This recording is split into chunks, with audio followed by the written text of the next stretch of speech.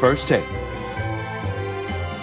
That will be fun. Meanwhile, tonight is opening night in the NBA, and we will see, among others, the Lakers beginning their title defense against the Clippers. LeBron James, Anthony Davis, and the rest of the crew, the favorites to win the NBA title again this year. Meanwhile, having swapped out Doc Rivers for Ty Lue, the Clippers are hoping to make the first finals run in that franchise's history in their second season with Kawhi Leonard and Paul George. Meanwhile, the first game of the season will feature the new-look Nets hosting Steph Curry and the Warriors. Curry missed most of last season with a broken hand, and tonight he'll be going up against his former teammate, the former Warrior, finally making his Brooklyn debut. Kevin Durant set to play for the first time since the 2019 Finals. Here's KD on taking on his old team. I feel like each game is important to me, and it's no more of importance because I'm playing against my old teammates, and I try not to make myself bigger than the group, but I know what I add to a basketball club, and I felt that way with the Warriors. So it wasn't about me going to the Nets to try to prove that I can make my own thing, whatever the hell that means. It's just that I'm coming here to play basketball and add to a group of great guys. You know who's ready for the season? Malika Andrews is definitely ready for the season. And let's talk, there's so much emotion involved in this one, obviously, with the Warriors going up against KD. How do the Warriors feel about this being the opener? Well, Steph Curry said that he's looking forward to seeing Kevin Durant again, but he said, you know what, we're going to play them once and then we don't have to see them again for a while. So everybody calm down just a little bit. But Steph said that he always is going to have a bond with Kevin because not only did they build one of the greatest teams, maybe the greatest team in franchise history, he said that they became a part of the greater NBA history in what they achieved on and off of the court. And so he says that he expects there to be some sort of reunion, whether it's at Chase Center where they are currently or at Oracle at some point, because he knows what this basketball team has meant to fans, what it's meant to the league. And so he's looking forward to seeing Kevin again, he said. Yeah. And so in the short run, those emotions are really important. In the long run, the overall health of Kevin Durant is by far the most important piece of this. What do we know about his situation physically?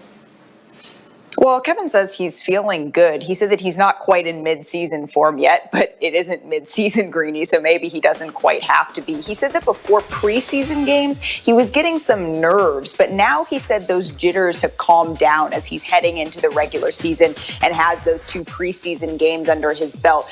But, Greeny, I did ask Steve Kerr if he'd had a chance to see his former player on the court in the preseason, and he told me he watched that game that the Nets played against Boston and said that he couldn't see a difference between the way Kevin Durant is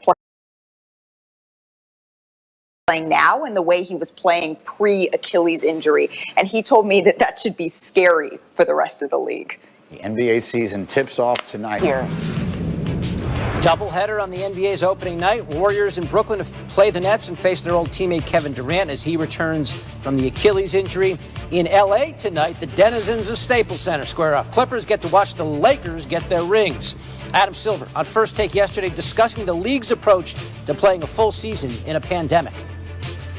I think we wouldn't be acting responsibly, and I wouldn't be acting responsibly if I said it's just full steam ahead no matter what. Having said that, I mean, based on our experience in the bubble, we have a fair degree of confidence in our approach. Is it possible that the season could get postponed? Of course. We have lots of alternative plans in the drawer, and we'll just see. We're going to go forward as we are. We have, as I said, a fair degree of confidence in it, but I want to make sure everyone understands that the safety and health of our players and all the participants are our number one priority. And if any time we feel that's being jeopardized, we will stop. I feel like the Heat have been watching Shark Tank. For that reason, I'm out. In this case, it's the James Harden business. There had been some preliminary talks between the Heat and the Rockets in which Houston had asked for significant draft assets. But it's time to move on, which is exactly why we're talking about this, because that's what James Harden happens to be saying, too. James, now that you've been in camp for about a week, do you feel any better about this situation now than you did before you arrived? Next question. Who feels like there have been times when 2020 has gone by in a flash, and then there are times where it has easily lasted 5 years, which is how I feel about last NBA season. I blinked and somehow we got to March and then everything stopped and then somehow we ended up in a bubble and boom, then the Lakers won a title. It is the longest season ever, followed immediately by the shortest offseason of all time. So here we go. Again, 70-some days have passed, and shockingly, not much has changed, at least for the Lakers. Here's Dave McMenamin.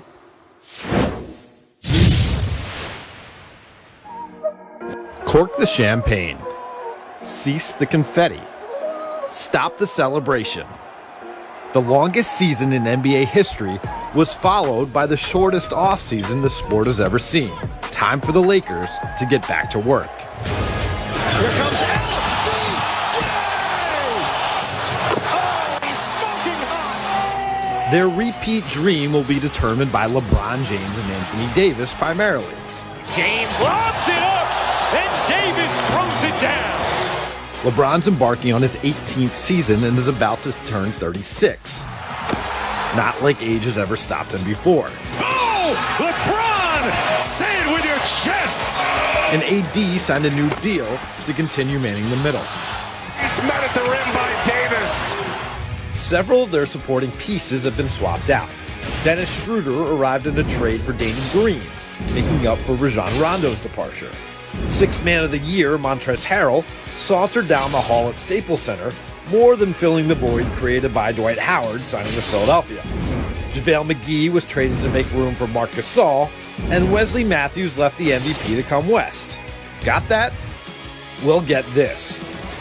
They are light years ahead of every other team right now in the Western Conference. All those moves only amped up expectations.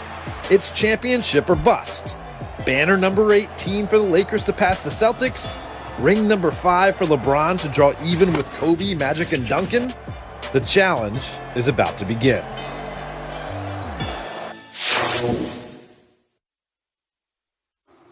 The Lakers kick off their season tonight against the Clippers, and according to Caesars William Hill, they've got the best odds to win the NBA championship, plus 275. Their over-under win total of 47.5, well, that's second best to the Bucks, but also keep in mind, this new season is not 82 games, it is only 72.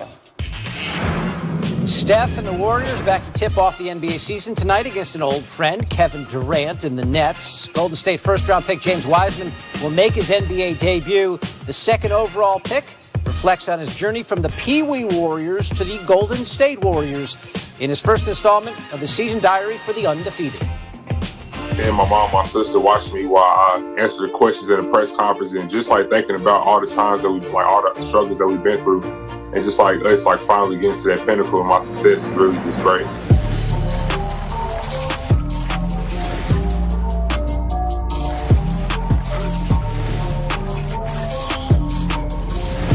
Hey, what's up? This is James Wiseman. I am the rookie from Golden State Warriors. This is my diary, the undefeated. With the second pick in the 2020 NBA draft, the Golden State Warriors select James Wiseman from the University of Memphis. Brought tears to my eyes when I got drafted because I've been through a lot. My mom working 2 jobs, my dad working 2 jobs, trying to provide for me and my older sister. And it's like not having AC, sometimes we have to sleep on the floor, barely have food that much.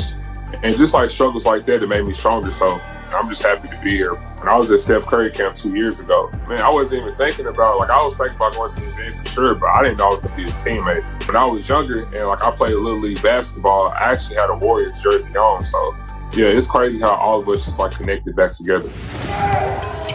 The text I got from Draymond after I got drafted was, he said, "Congrats, Rook. Just have fun and just enjoy this moment, but it's time to get back to work." And that's when I knew that the seriousness kicked in. I took a lot of constructive criticism already in a couple of practices, and I loved it. I love challenges. I love getting a lot of criticism like that because it's going to make you better. So I feel pretty good, and I can't wait till Tuesday's game. Just to go out there and just play hard and just give it all you got is something that I'm not going to take for granted. James is going to be our starting center before too long. Clearly, he is our long-term starting center. It feels good for Steve Kerr to introduce me as the starting center soon because it just shows how all the hard work I put in a little time, how I've been adapting and adjusting really fast. I love expectations. I love when people put pressure on me and stuff. I love studying film on those great players, but I just want to become the next James Wiseman and become my own image. I meditate every day. I read a lot of books. I rap and make beats at the same time so I can do both. Speak Chinese, Jingting Kuai Le, What's your Jamus To, What's your Hung Out.